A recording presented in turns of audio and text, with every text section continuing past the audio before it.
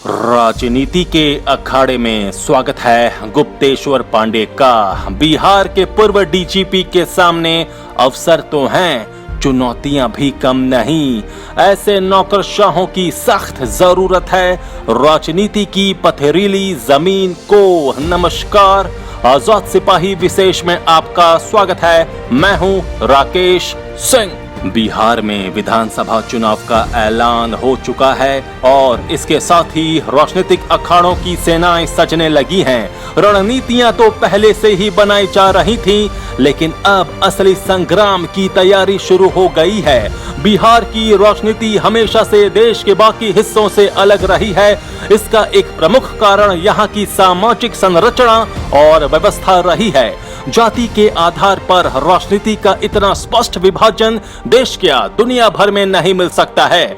इसलिए बिहार को राजनीति की यज्ञ भूमि भी कहा जाता है। इस यज्ञ भूमि को राजनीतिक दलों ने अपने अपने हिसाब से पवित्र करने की जिम्मेदारी उठाई, लेकिन कभी इसकी रिसती छत पर किसी का ध्यान नहीं गया। ऐसे में जब कोई गैर राजनीतिक व्यक्ति इसका बीड़ा उठाता है तो स्वाभाविक तौर पर उसे संदेह की नजरों से देखा जाता है। लेकिन इस बार मामला थोड़ा अलग है। इस बार बिहार के राजनीतिक अखाड़े में एक ऐसे व्यक्ति ने जोरदार एंट्री मारी है जिससे अभी से ही माहौल गर्मा गया है। ये नाम है गुप्तेश्वर पांडे का, जिन्होंने राज्य पुलिस प्रमुख के पद से वीआरएस लेकर सक्रिय राजनीति में उतरने का ऐलान किया है। ये तय है कि वो विधानसभा का चुनाव भी लड़ेंगे। गुप्तेश्वर पांडे बिहार के लिए एक ऐसा नाम है जिसने खाकी वर्दी पहनकर भी आम आदमी का चोला नहीं उतारा।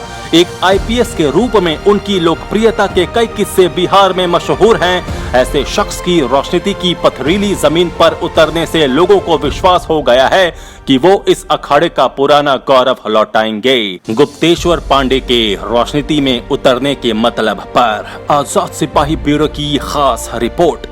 घटना आज से 21 साल पहले 19 मार्च 1999 की है। मध्य बिहार का इलाका जातीय हिंसा की आग में जल रहा था।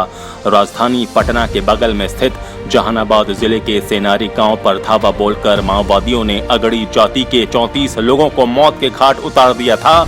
एक रात पहले हुई इस घटना की सूचना पाकर पटना से मीडिया कर्मियों की टीम जब वहां पहुंची तो उन्होंने एक आईपीएस अधिकारी को ग्रामीणों से बातचीत करते सुना।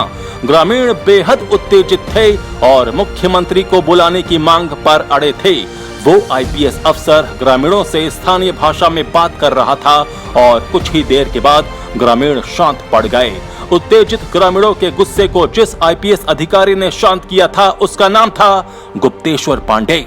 उन दिनों मीडिया में गुप्तेश्वर पांडे की खूब चर्चा हुई थी। 2 दशक के बाद यही नाम एक बार फिर चर्चा में है। चर्चा इस बात को लेकर हो रही है कि गुप्तेश्वर पांडे ने डीजीपी के पद से वीआरएस लेकर राजनीति के मैदान में हाथ आजमाने का फैसला किया है। अब ये तय हो गया है कि वो विधानसभा का चुनाव भी लड़ेंगे। किसी आईपीएस के सक्रिय राजनीति में उतरने और चुनाव लड़ने का ये पहला मामला तो नहीं है। फिर गुप्तेश्वर पांडे के इस फैसले की इतनी चर्चा क्यों हो रही है, ये बड़ा सवाल है। इस सवाल का एकमात्र जवाब यही है कि गुप्तेश्वर पांडे खाकी वर्दी में भी हमेशा एक आम बिहारी ही रहे और उनकी कार्यशैली उनके जमीन से जुड़े होने का प्रमाण देती रही। इसलिए लोग उन्हें अपने बीच का व्यक्ति मानते हैं और उनके राजनीति में सक्रिय होने को वे अच्छा संकेत मानते हैं। गुप्तेश्वर पांडे हमेशा अलग किस्म के आईपीएस रहे। बक्सर के छोटे से गांव में अशिक्षित माता पिता के यहाँ पैदा हुए इस शख्स को ये मानने में कोई गुरेज नहीं है कि वो अपने खानदान में स्कूल का मुंह देखने वाला पहला बच्चा था। पटरे के कपड़े की हाफ पैंट और बनियान पहनकर झोरा बोरा लेकर स्कूल जाने वाले गुप्तेश्वर पांडे ने एक बार बातचीत में बताया था कि उनके पुलिस सेवा में जाने के पीछे कोई खास कारण नहीं था। हालांकि उनके बचपन की एक घटना ने उन्हें पुलिस व्यवस्था में बदलाव के लिए जरूर प्रेरित किया था। उनके बचपन के दिनों में उनके घर में चोरी हुई उस घटना की जांच करने जो अफसर आया, उसने उनकी मां के साथ अच्छे ढंग से बात नहीं की। कुछ दिन बाद उनके एक रिश्तेदार के यहाँ भी चोरी हुई, वहाँ भी वो अफसर जांच करने गया और बेअदबी से बात की। इतना ही नहीं, चोरी की इन दोनों घटनाओं के बारे में कोई मामला भी दर्ज नहीं किया गया। एक पुलिस अधिकारी के इस रवैये ने गुप्तेश्वर पांडे के बाल मन पर गहरा असर छोड़ा। इसलिए 1987 में दूसरे प्रयास में वो जब आईपीएस बने तो उन्होंने अपने साथ हुई घटना याद रखी। इसलिए करीब 3.5 दशक के अपने करियर में उन्होंने कभी किसी के साथ ज्यादती नहीं की और न ही अप्रिय व्यवहार किया। राजनीति के वर्तमान दौर में गुप्तेश्वर पांडे सरीखे लोगों की मौजूदगी बेहद जरूरी है। वो इसलिए क्योंकि राजनीति अब पूरी तरह पेशे में बदल गई है।